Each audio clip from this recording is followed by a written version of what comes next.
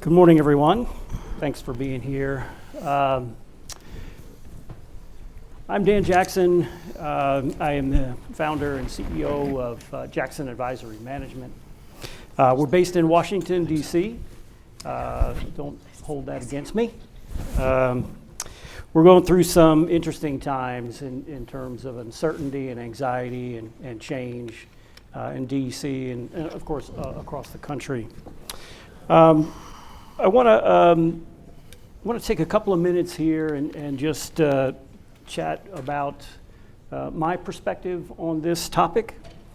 And then I'm going to turn it over to the panel members to introduce themselves and get their perspectives as well. This discussion is very relevant to me. And I'm actually writing a book on the topic called Being Acquired, Change Management, and Organizational Commitment in an M&A Environment. That's mergers and acquisitions. The book is based on my doctoral research and my dissertation, which I completed almost exactly a year ago.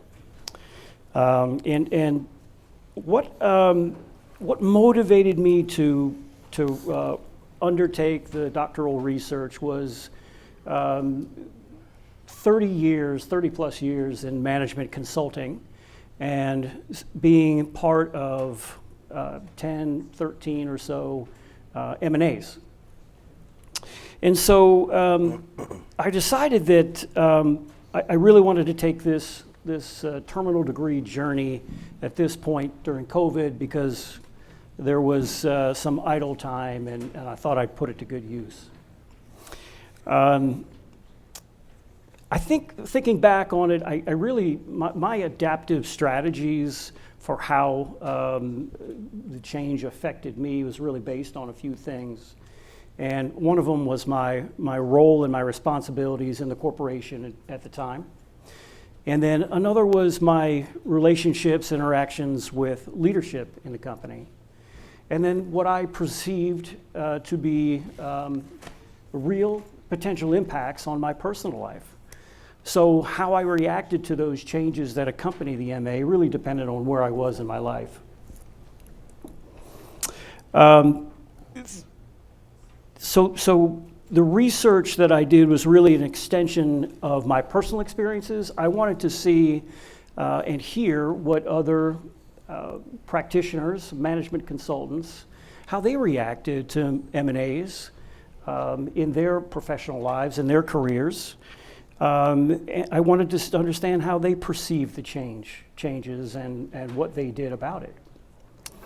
So there were really 4 primary leadership components that came out of the study.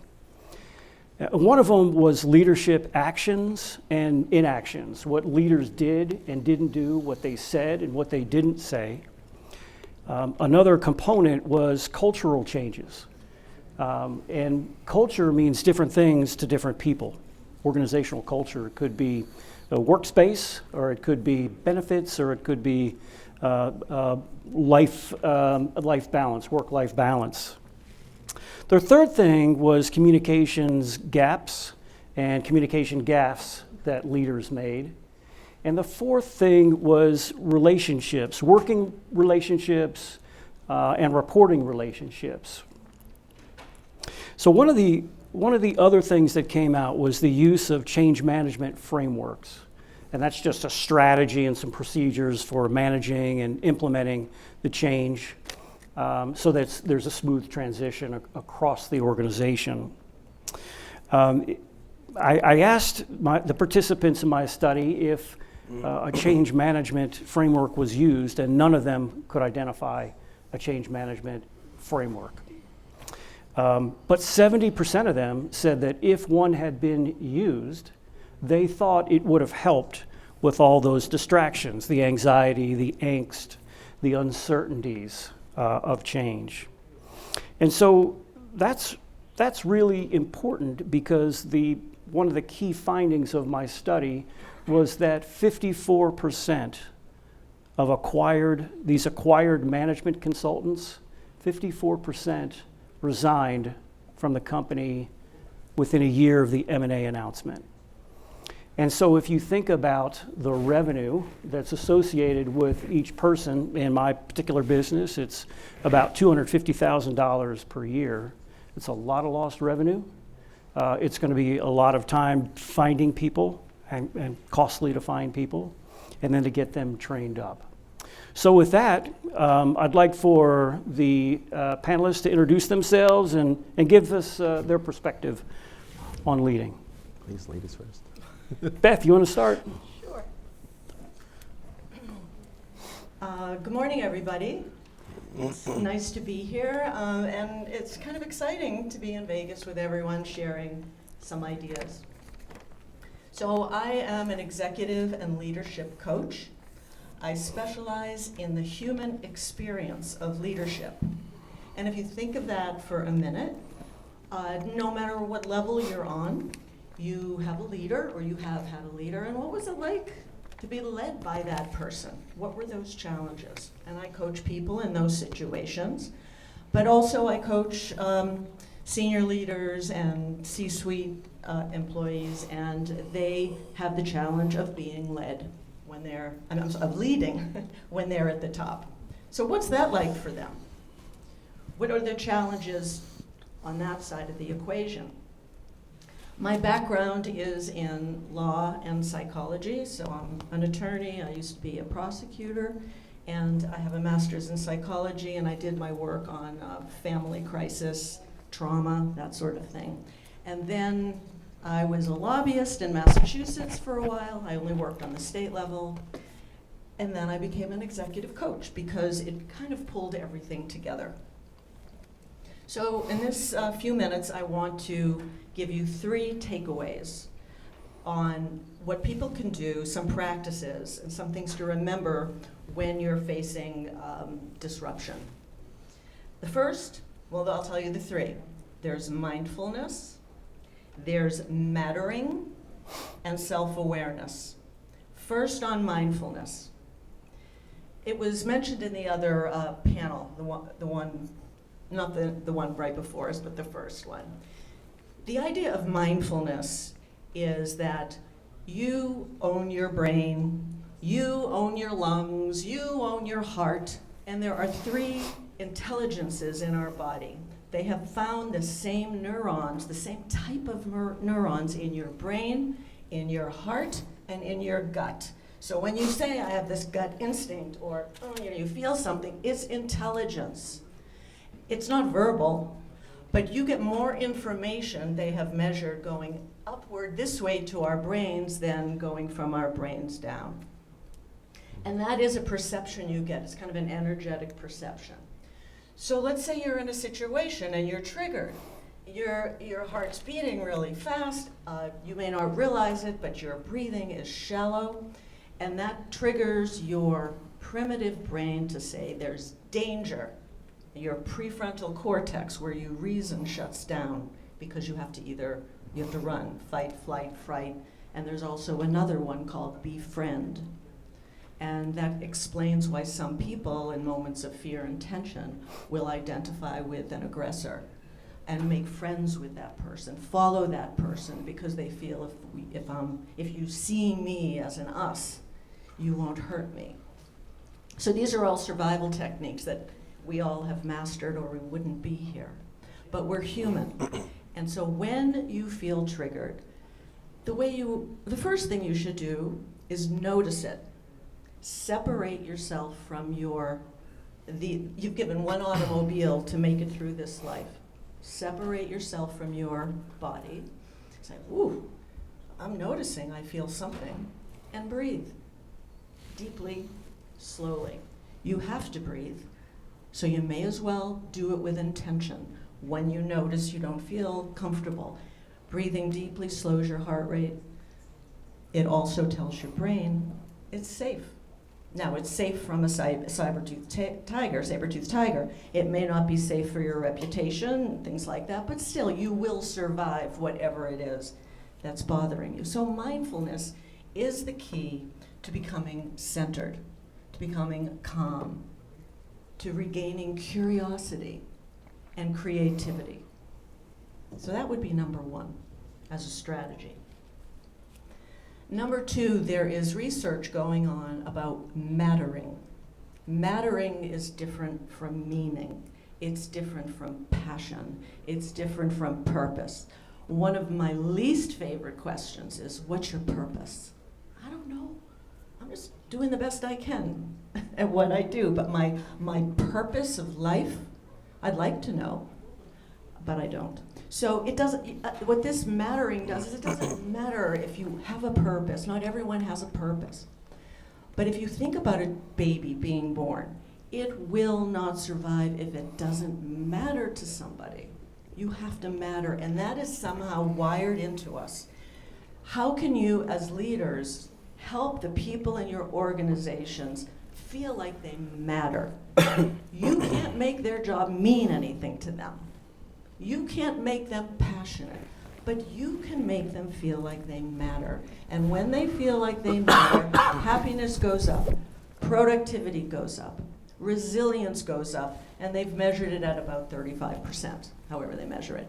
But if you think about mattering, and the way you do it, it's a lot of work for a leader, so you can take it slow.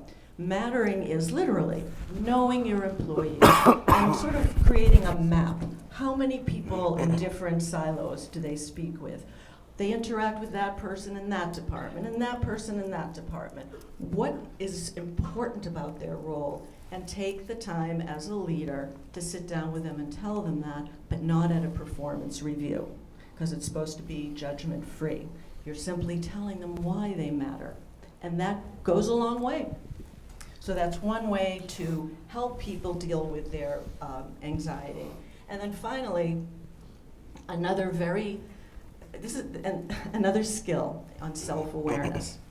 Everything is an inside-outside job. Sorry to make you guys wait. It's fine. Everything's an inside-outside job.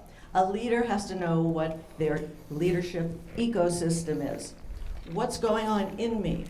What's going on in the room? And what's happening in my relationships? You're always dealing in 3 dimensions. And so, for every crisis, every challenge, ask yourself these 4 questions. Should I lean in? You know what that is. Should I be active? Should I jump into the fray? Should I get involved? Should I lean back? What's going on here? Who's in the room? What's the best place for me? Should I ask that question? I think I'll watch a little bit. I'm going to take it in. But you see, you're intentionally changing your mindset. You're not just sitting at the table waiting. You're thinking, evaluating. That's leaning back. Leaning with is collaborating. It's working with others for that common goal. It's a little more nuanced than leaning in because you're doing it collectively. So you can decide to go in and cooperate, collaborate. And the final one, which is really key for busy professionals, or really anyone, and that is don't lean. It doesn't have to do with you. Your engagement might throw things off. Who are you? Who do you want to be? Is it really helpful? Does it have anything to do with what you're supposed to be doing? Don't lean. You can have compassion. You can feel anything you want, but it's not always appropriate to be part of it. And so if you can remember those 4 stances, you can pretty much navigate any challenge, because what you're doing is you're giving yourself the gift of pause. You're changing your perception of time. Nothing is so important that you have to do it immediately, usually in our world. So that's self-awareness. Mindfulness, own your system, own your brain science. Manage your body, mattering. Help people understand why they're there, why they're important, and self-awareness. Those 4 stances should help you through change and uncertainty. Thank you. Scott. Mike. I'm sorry. No, that's very interesting. I'm Scott Maloney. I'm the senior partner and founder for Crane & Company. We're one of the fastest growing life sciences, medical health, animal science, strategy consulting firms in the country right now. We've been very, very lucky to see that growth continue so fast because we spend a lot of our time focusing on our particular areas of competency, which is a lot of M&A transactions. We do a lot of corporate development work, a lot of joint ventures, spinning out of new entities, things of that nature.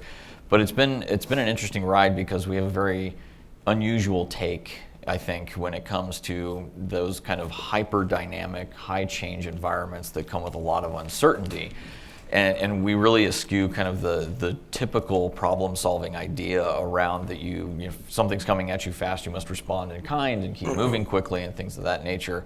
And it really is it's a bit of an unusual firm in that it was built on my background as I start thinking about how problem solving works in its purest form. And that started all the way back at the beginning of my career as a research scientist. I have degrees in genetics and cellular biology, but I choose not to oversell that in any way because it's been 20 years since I put on a white lab coat. But it taught me how to ask the right questions, and asking the right questions and slowing down to understand the dynamics that impact that question has become something that I just carry forward with me. Since that time, I've been very fortunate as an entrepreneur. I've launched and sold 2 companies that were unicorns when we sold them. That was wonderful for creating kind of resources around what we wanted to do, but those are highly dynamic situations as well. And so when we founded Crane & Company, it was on the back of these big exits, and it was with the idea that companies with the right frameworks around how they deal with hyperdynamic situations like new partnerships, like new market growth areas, will have a competitive advantage in that. And over the last, 10, 12 years, that thesis has proved out. It's proved out pretty well and why we've grown so fast. So a lot of the ways that we then apply that to our environment, whether or not it's my family office and the investments we're making, or whether or not it's our clients and how we're helping them invest for the deals that they're trying to get done, is really to just exercise some level of restraint and control around slowing down into that problem-solving process. And my teams are very used to hearing me say this over and over and over, that when they're trying to deal with any particular problem, when they're trying to dissect anything, they're very smart and they run down the road, and I think that's great, but there's a virtue for slowing down, and slowing down long enough to really understand what's at play around that dynamic situation, and in doing so, then being able to ask the right questions. And in our world, asking the right questions for a good joint venture or a good M&A deal becomes far more meaningful than almost anything else. That triggers that point where we can expand value for everyone involved. That triggers that point where we can now start answering with better strategies going forward. So when we think about that hyper-dynamic environment, through multiple exits, through multiple other companies, through all of our clients, really the secret sauce that we found when we start getting into these hyper-dynamic environments is just a willingness to sit there in the storm as best you can and really think about why there's a storm to begin with, and understand the dynamics that are coming at you and understand those strategies. And we've had a lot of success moving that forward. I now have gotten to a point in my career where I sit on the board of a number of different companies, one of them publicly traded, a couple of universities, and all of them experience the same kind of knee-jerk human response to those rough environments full of change, full of dynamic change, and the change management that comes with that. And it is amazing to me how often when we pull ourselves out of that fray, we make much better decisions. And so I have become somewhat accustomed to, and my teams have become somewhat accustomed to working with our clients. And despite all of their kicking and screaming when they get a term sheet and someone wants to buy them, or despite all of their worry that the next market opportunity is going to blink out of existence tomorrow morning, pulling them out of that and slowing down their world significantly to dissect what's happening has become a competitive advantage that at this point is virtually unassailable when we start talking about these deals. And that's panned out for us with our M&A record. And I'd heard earlier in some other sessions and things that 3/4 of M&A transactions fail, which is very true in terms of they don't deliver as much value as poured into them. One of the things I think that has contributed to our rapid growth and using frameworks, mental frameworks like this with our client base, is the fact that we don't see 75% of our M&A transactions delivering less value than they started with right now. And after a decade and more than I have fingers to count on, we've only had 10% slow down and really not deliver that value. But we also come at this very different than your traditional investment bankers. So I'm very excited about these kinds of dynamic situations because I think they give us a better chance to exercise tools that become the strategy and the underpinnings for what we're trying to get done. That's great. Hi everyone, Luis Antonio Diaz from Blue Creative Digital Technologies. It's funny because I get to, at least now I had the opportunity to listen to everybody, and I started my career in crisis management at the government level. And if anybody's seen Scandal, not that dramatic, but dealing with the wheeling and dealing of government and wheeling and dealing of, is there a deal that's going to go through? And there's always a deal to be had, right? And everybody said, you're always the calm one in the room. And I realized that calm is contagious. If you walk into the room and your head is all over, everybody's looking for the adult in the room or the biggest personality. And if that big personality is all over the map, well, guess what? That room is going to be total chaos. And I think that that's one of the coolest things that my background brought me now that I'm CEO of Blue Creative. I exited a company that was doing pandemic work in Canada and the US. We were doing robotics, machine learning, medical textiles. So things like masks and gowns and whatnot. And the Canadian government, particularly, there was a very big need. I don't know if anybody's familiar with Canada, but we don't have that much cotton up there. So manufacturing and raw resources was quite a challenge. Exited that world and entered Blue Creative, where it was a work for hire development agency. And we said, listen, what is coming down the pipeline? Well, the biggest earthquake right now is artificial intelligence. And that's when I said, listen, this uncertainty, not just for the market, but also for our employees, because our employees are like, are we going to lose our job?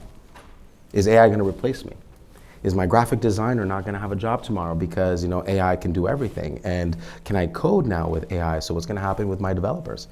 I had to walk in and create what I call micro levels of security. I can't give them the long-term perspective of what's going to happen. I mean, just today, we saw tariffs go up left, right, and center.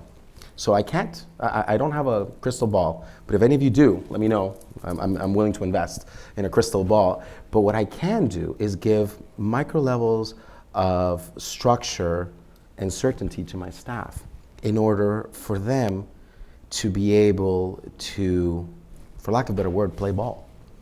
And I think that at that level, that structured flexibility that comes in an uncertain time is what I think is probably the most applicable part of leadership. I think that that has seen our company turn from a traditional work for hire for government and private institutions to now being an award-winning company that's developed AI tools for the neurodiverse market. So we do a lot of work for the neurodiversity and disabled, so Section 508 and Americans Disability Act on the digital level, and also on the level of procurement management through automation. So we've recently launched our tool that automates using AI proposal creation for government contracts. So what are we doing when it comes to this type of roadmap? Well, I feel that, and please challenge me if you guys see it differently, but regardless of how much AI kicks in, I think that a good team is the core of every organization. You talked about your team and how they're running and when you want to slow them down. And I find that my team is the same way, where they all have great ideas, and it's a matter of sort of like guiding that blunt tool into being a very sharp scalpel to be able to enter the right products, right services, the right market. And when I look at what's coming down the pipeline in terms of technology and development, I want to make sure that my team is running on all 8 cylinders, and that I am that person that can sort of like tuck them at night so that they feel safe, comfortable, so that when they come in the next day, they're delivering MVP performances. So I think that change is constant. And if anybody tells you, oh no, it's time of change, listen, Change happens every day. And I challenge most people to tell me that they have a day in, day out with nothing new happening in that day in, day out. Change is constant. And so what we have to do is change our mindset. And by changing our mindset, what I mean is embrace the opportunity of change. Rather than looking at it as a risk, look at it as an opportunity to develop and grow and fill in that gap with something that can improve your structure, your SOPs, your standard procedures, the opportunity to relate and connect with your staff, and or to embrace the challenge and level the playing field, which is what I believe we're doing. We're trying to level the playing field using AI for everyday companies, everyday organizations, because everybody will talk about the Googles of the world, but nobody will talk about the mom and pop shops and, Wall Street versus Main Street. That's where I think that we've found our niche. We found our growth pattern by investing in our team, investing in the fact that they need to feel safe during change. Because change is always going to be constant. Thank you. Very good. Well, thanks. We got some different perspectives, but on leading during uncertain times, but there are still some common denominators there. One of the questions that I wanted to ask is, how do you see different generations leading in your businesses? And are they different? Do you see them adapting to different leadership styles? Or are they pretty characteristically the same? If I can, I do tend to work with quite a big gap of people that are 21 years old like me, and let's call it Gen Z and young millennials, because of the market that and the industry that we work in. And I've noticed that there is this great need for certainty in the younger generations. The appetite for risk is very small. They don't want to risk. They're very scared. I have young staffers who will check in with me 5 times a day on their mental health status and not on, that risk chance that they could have taken. And they're in a research role, which is entirely about risk. So as much as I can embrace and try to, hold the hand throughout that journey, it is something that, as a leader, we need to create those micro certainties, because if not, we're going to see a whole generation that is not willing to take a risk. And America is built on risk takers. And what we have today was not built through a master plan. It was built through challenges and risks and M&As and successes and bankruptcies. And I think that that's where I'm seeing the challenge, where I want to call generation, I guess X, I think it is, 40 plus. They thrived in a world of change. They grew up through parts of the Cold War, and the world wasn't a status quo necessarily. So I think that is the biggest defining factor in the gap, is the propensity to risk take. That's where I see it. Yeah, and it's interesting. Being a representative of Gen X, I'll tell you, it is a little bit of a different mentality versus some of the younger professionals in our field, and we're in a pretty rough and tumble corner of the world doing a lot of the M&A stuff that we do. It's a lot of big banks and a lot of investors, and that can get some sharp elbows going.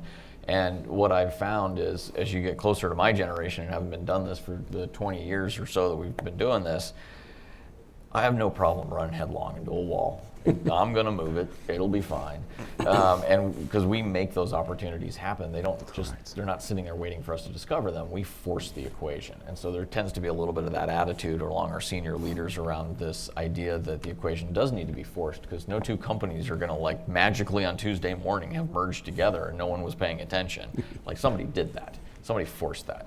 And what I found as we then go down into the younger generation, there's definitely this need that we stay in very lockstep. There needs to be a tight strategy amongst that team at all levels. But one of the things I've found is, in addition to your point of that kind of maybe not risk aversion, as it were, but there's also this tendency towards like an invitation culture. They're waiting for the invitation. I am not suggesting that we should all just willy-nilly run off and do our own thing necessarily. We have to stay very unified as a team. But as we found younger and younger members of the team interacting with us, what I find is a massive increase in the number of times that they ask me, well, I didn't do that because no one asked me to, or I didn't join because I wasn't invited, or I didn't do this because no one suggested it was the next thing. As if sitting there quietly alone and just waiting for someone to bestow upon you an opportunity is how opportunities were made. And it is not. And so I get a little bit worried that that next generation is not going to look at the same wall I looked at and have the same response I had, which is I can run face first into that thing, knock it down, and make something out of it, versus they're going to say, well, I just stood in front of the wall because no one told me what to do next. I agree. Beth, what do you think? Well, I shy away. I shy away from generalizations because we're all human. We are born to survive and thrive. And also, once you get to that basic stage, we are then charged with figuring out how each one of us can make an impact in the world that we find ourselves in. In some ways, we're like the family we came from, and in other ways, we are just totally not. Because genetically, we're made of every single person that ever contributed to us being here today. So I like to look at the organism, at the psychology of what is the same throughout history. And whether you're a boomer, which I am, and I'm proud of it. I'm a late boomer though. Or Gen X, these are human beings that want to feel like they matter and that they're part of a community. And they can be inspired to work too. They're afraid of certain things, but fear is universal. And as you're saying, how do you de-escalate that in a moment so that people feel like failure is an opportunity to learn, not to suffer and die and get fired? Correct. Failure for learning, and it is a mindset that you can cultivate. Great, thank you. So folks, we've got a microphone, or just raise your hand, shout out a question. Right there. Sir, please.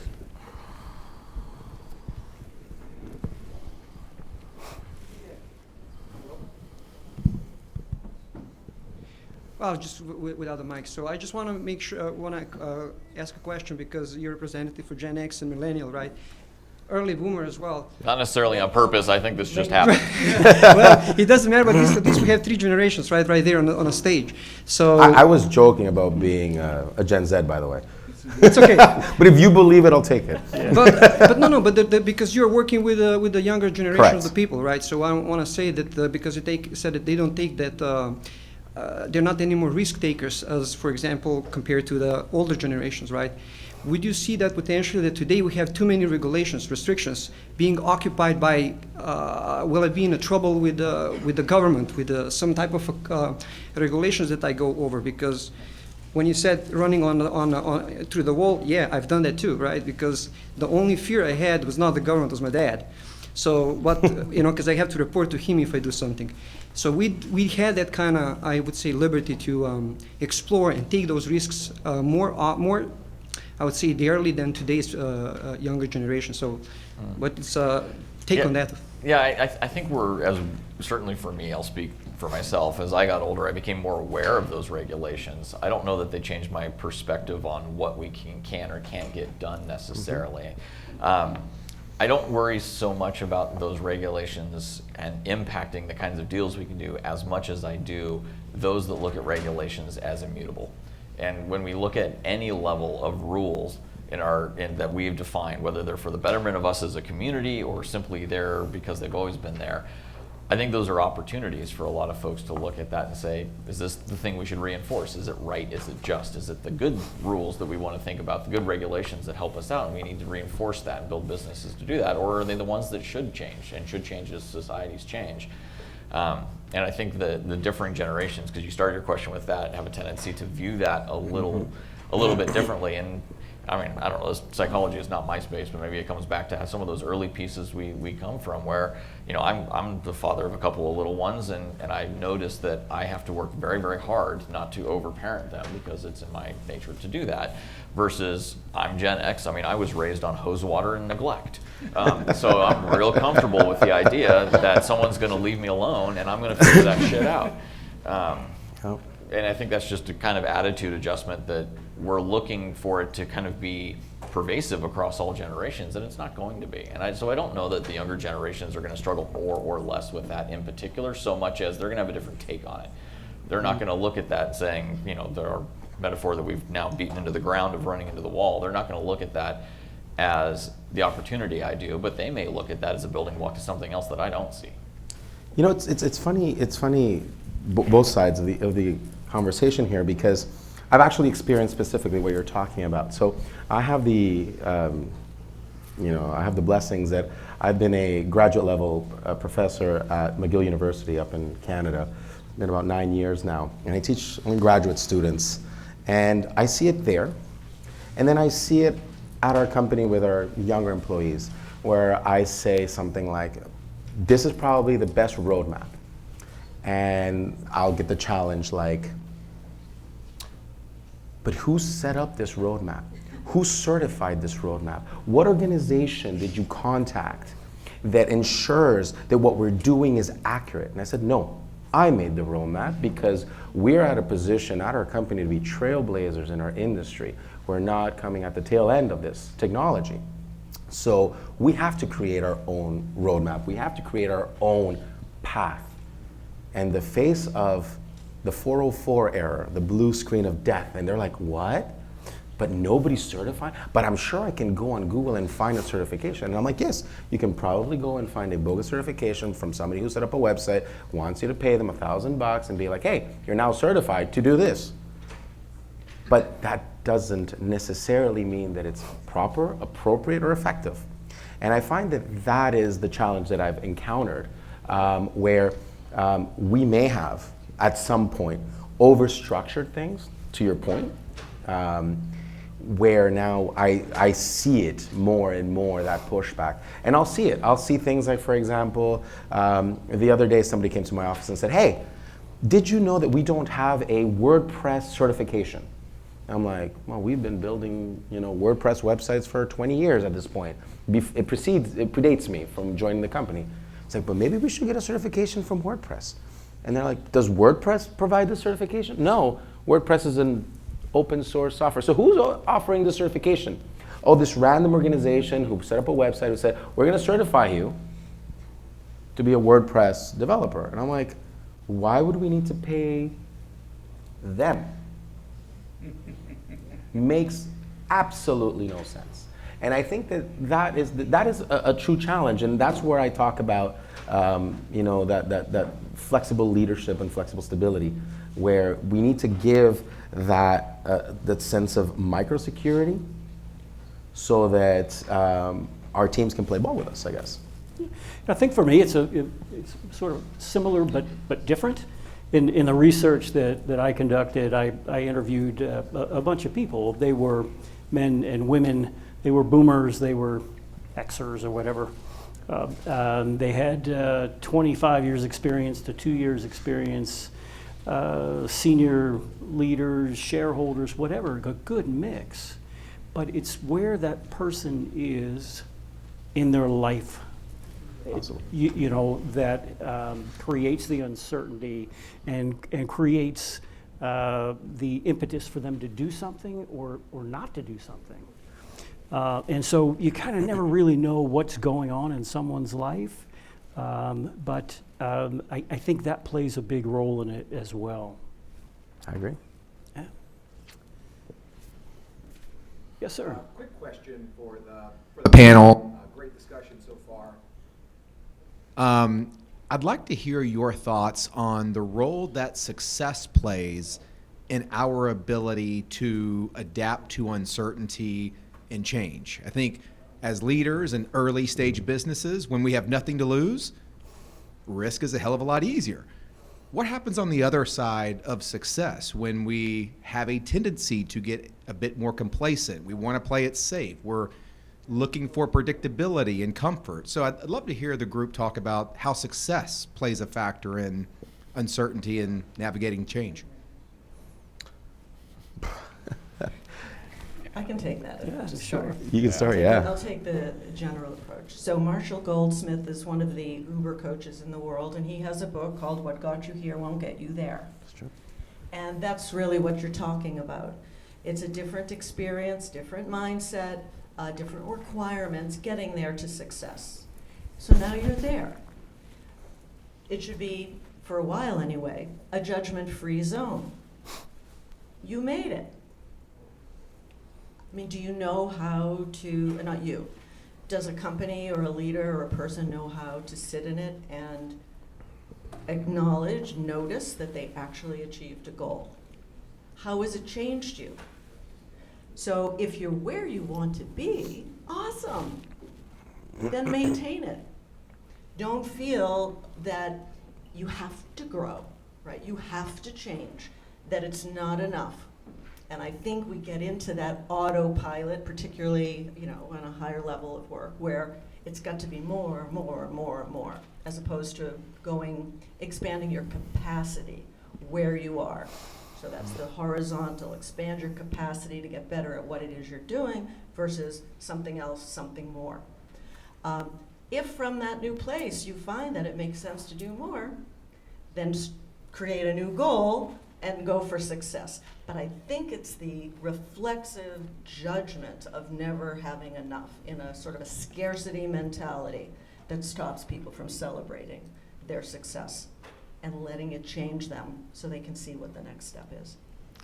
Yeah, and I wonder how much of that is baked into personality as well, 100%. because I think I find that I eschew the norm of, and I take your question at face value of as we get our companies much larger as we have, we start to look at risk a little bit differently. When I say I eschew kind of that normal pattern for me, after having exited a couple of big companies and finding myself in a place in the world where I had the resources to do whatever I wanted, I noticed my risk tolerance went way up, actually.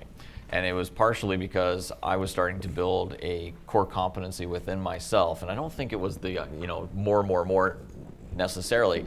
I just like building things. Building things is fun. It's a heck of a lot of fun. And so what I found in myself was now this core competency around feeling comfortable with that risk. No longer was it risk in a new form and fashion that I had to learn about and had to find a way to make part of my life.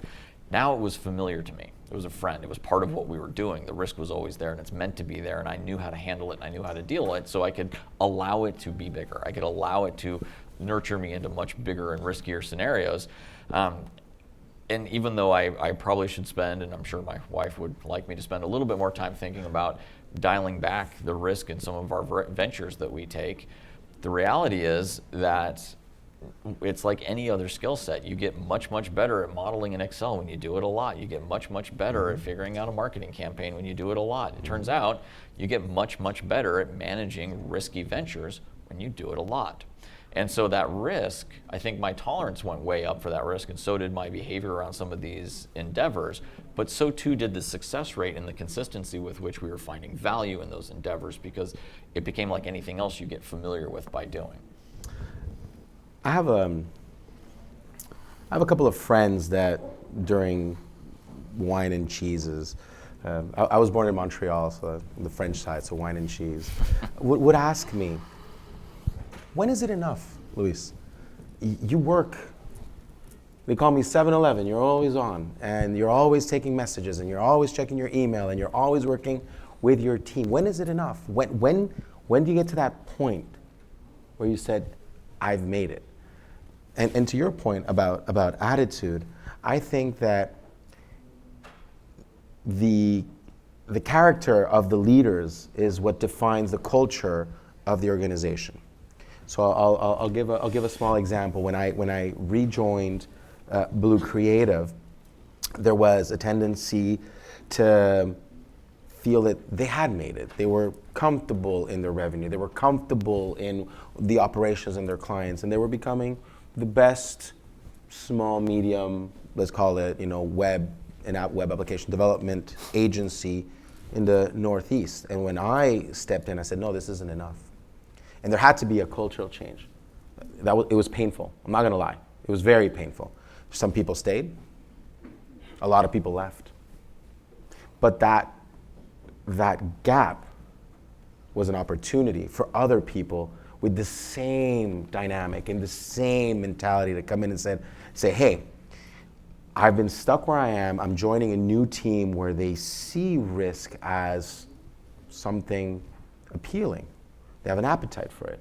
I can now take the opportunity that I probably couldn't take at the company that I was before.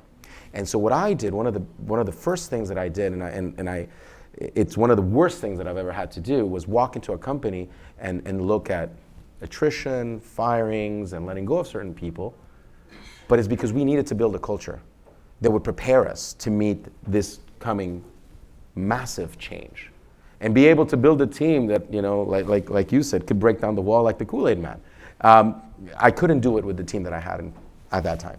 Mm-hmm. And then by bringing in the people with that mindset, and I want to watch my words because it's not the right people, because everybody's the right person. It's the appropriate team for the appropriate mission is what I'm going for.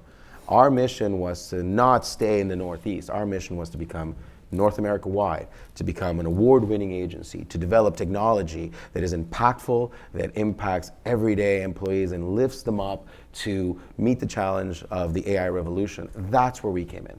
And that was not going to happen with the people who had that feeling that, hey, you know what? I want to go in at 9 and we're done at 3 or 4 and happy hour starts at 4 o'clock. And that was not the mentality that I went in with.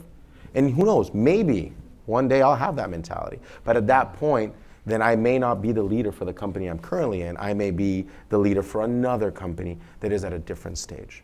And this is why companies are living beings. And we're just there for the journey. Yeah, true. I think they are living organisms, and the leadership really can guide the organism to as big or as small as it wants to be. I think that there's the difference between the entrepreneurial mindset for risk and risk tolerance, and then there are the others that are just employees that want to move up in an organization.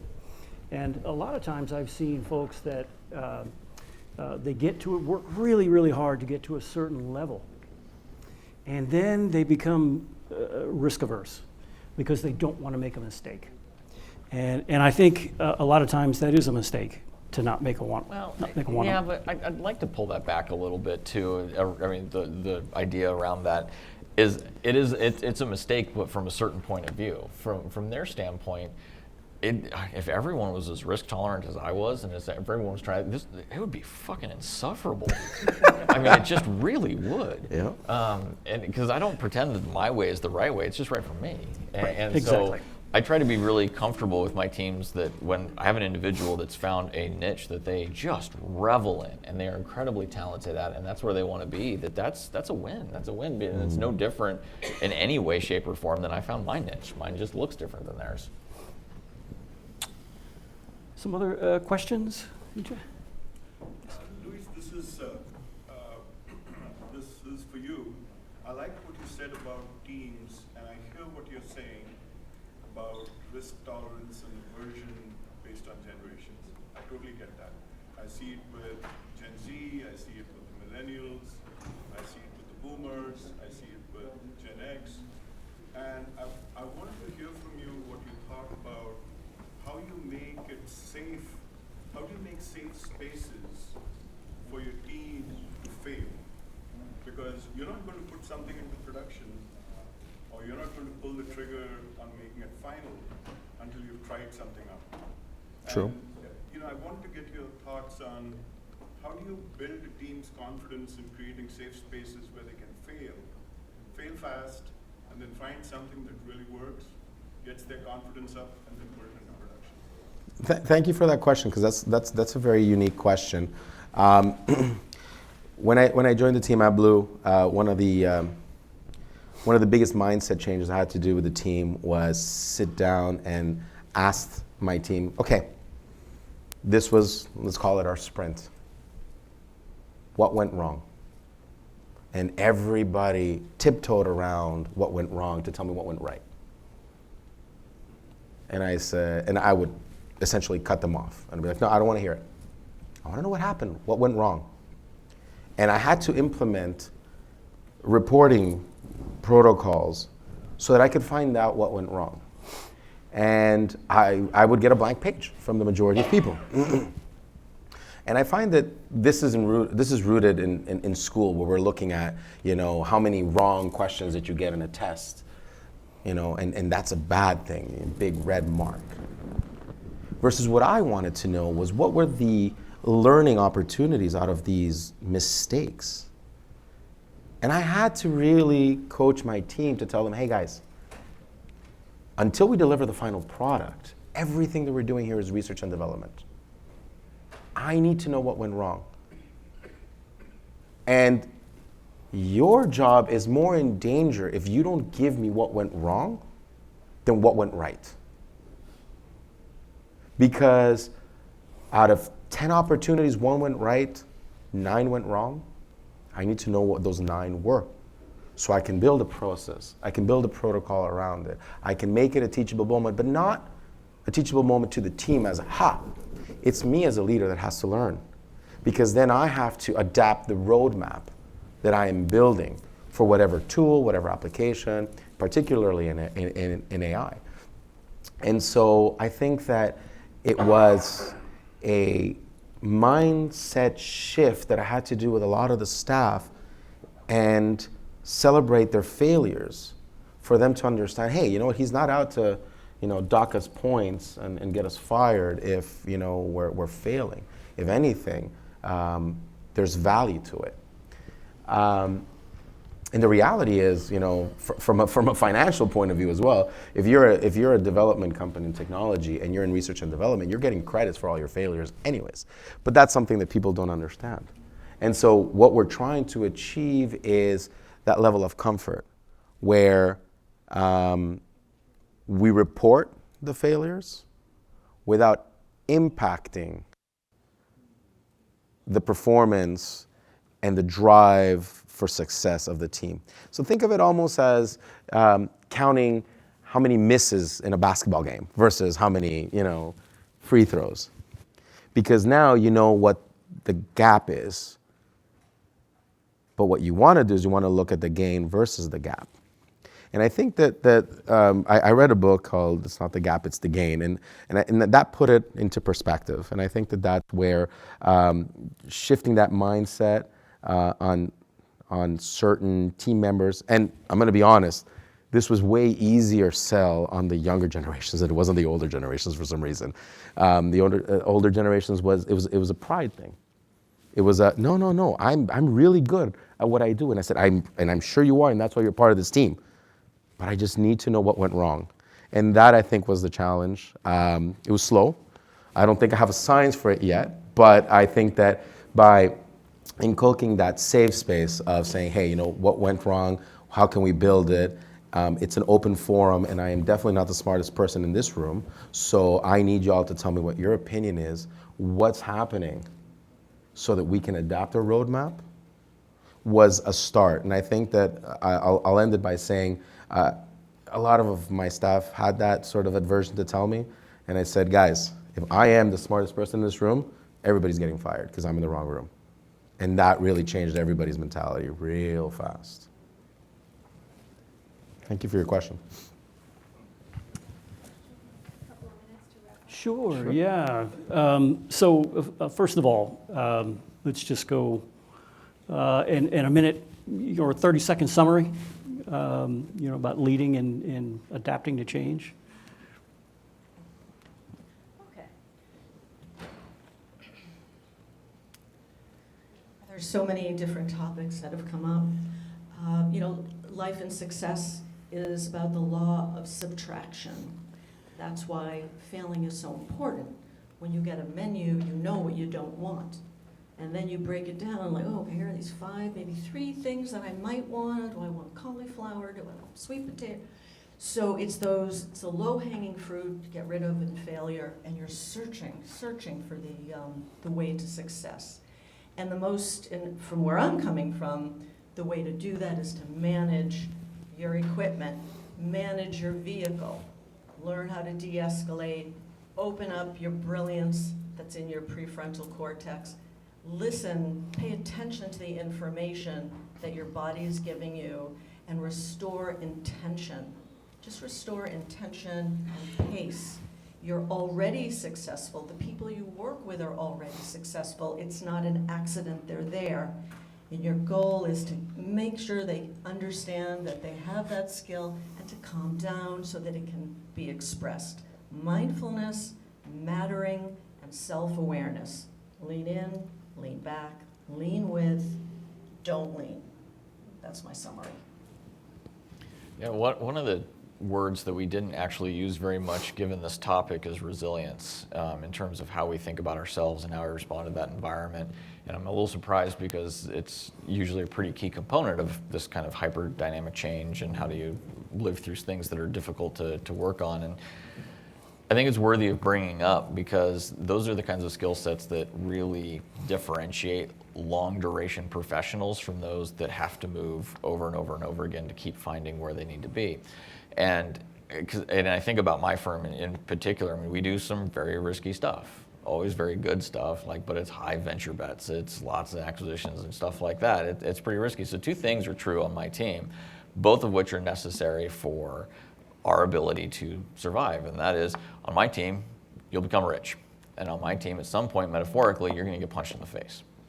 And until you can deal with both of those things calmly and with a smile, then there's going to be a hard room for you to walk into every day. That's quite the words, and I love that because I wish I could tell that to my team. We're still at that hockey stick stage, but I think that my parting words is those micro certainties that we can build for our team is what balances successful teams from the unsuccessful teams, because we want to be able to decentralize decision making. That's how I see it. I want to be able to give certain decision making powers to my team so that they can act, not react. And I think that when we're acting, we're controlling the situation. When we're reacting, we're just responding to what's been laid in front of us. And nobody responds well, but everybody acts extremely well, particularly if you have the right people on the table, in the room, etc. I find that all starts with, with strong leadership, with strong characters, but also that foresight that, today is not the end of the world.